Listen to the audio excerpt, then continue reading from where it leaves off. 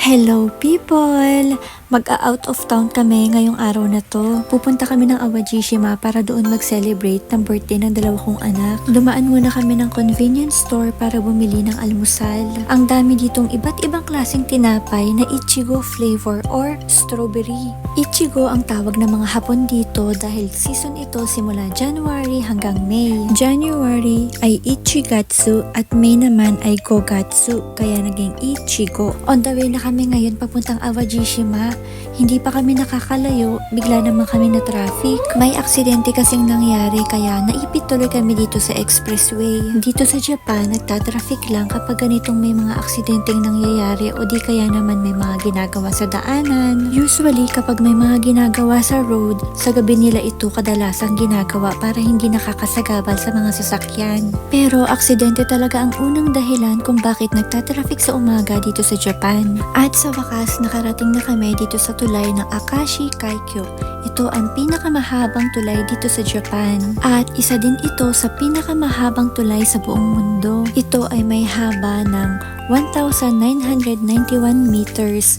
O diba, napakahaba. Yung iba naman, tinatawag nila itong Pearl Bridge dahil sa kakaibang ganda nito. Foggy kasi ngayon, kaya hindi masyadong kitang-kita sa video. Maulan kasi, tapos malamig. Pagkatapos nga ng mahigit 2 oras naming biyahe, nakarating na kami dito sa Ichigo Farm. Pagkapasok nga namin sa loob, agad namang in-explain ni ate kung paano mag-cut ng Ichigo at kung saan kami pwedeng kumuha lang. Meron kaming 40 minutes para mag-strawberry picking. Kaya wantusawa talaga kami. Merong part dito na maasim-asim yung mga strawberry. Meron namang part na matamis. Syempre doon kami sa part na matamis. Dito hindi pwede yung pipitasin lang ng basta-basta. Kailangan talaga gumamit ng gunting. Ang sarap sa pakiramdam kapag nag-harvest, no? Naalala ko noon nung bata ako, sa tuwing magbabakasyon ako sa probinsya, umaani kami ng mais, kamatis, at talong.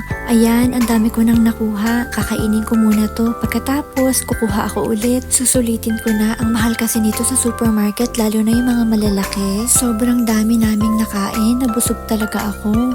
Pagkatapos naman, dito sa labas, may mga nagtitinda ng mga gulay. Kilala rin ang Awajishima sa pag-produce ng mga onion or tamanegi. Meron ding mga matatamis na sibuyas dito na pwedeng kainin ng hilaw.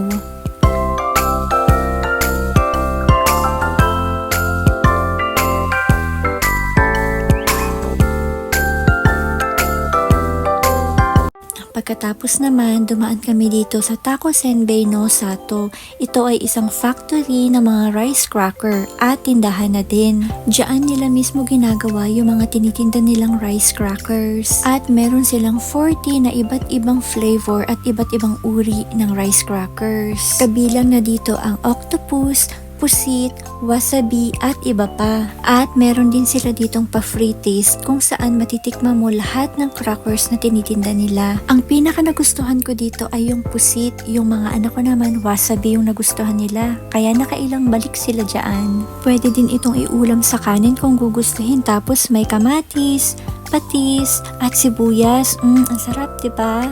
At hindi lang mga crackers ang free dito. Meron din silang pakape at patsaa. Kahit na ilang beses kang kumuha ng kape mo or ng tsaa, pwede ka magpabalik-balik. At hindi lang yan. Meron din dito malaking space para sa mga visitors na gustong magpahinga. Maghapon umuulan ngayon, hindi tuloy kami makapamasyal sa labas.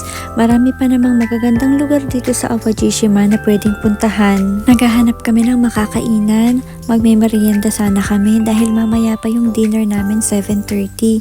Kaya lang yung mga napuntahan namin sarado. Kaya dumiretso na lang kami dito kung saan kami maghahapunan. Habang naghihintay kami ng oras, nilibot muna namin itong Grand Nikko Hotel.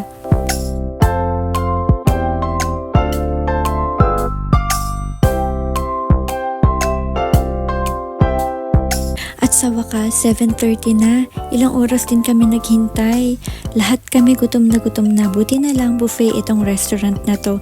Sigurado marami kaming makakain. At syempre, inuna ko munang kumuha ng roast beef. Tignan nyo yung serving ng roast beef nila. Ang dami, diba? Kumpara sa ibang buffet restaurants. Yung ibang mga menu dito, first time ko lang din nakain.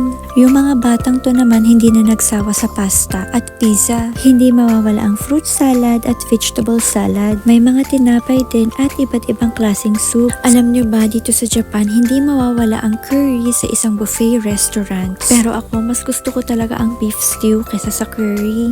Ang dami ko ding nakain. Ang sarap talaga kumain kapag gutom na gutom ka na, no? Pagkatapos namin kumain, tsaka naman nila sinerve yung mini dessert para sa dalawa kong anak na may birthday. Magkasunod lang yung birthday nila, 21 at 22, kaya pinagsabay na lang namin para isang selebrasyon na lang. Dito pa rin sa Pearl Bridge ang daan namin pabalik ng Osaka. Hanggang dito na lang, mag-iingat tayong lahat. Bye-bye!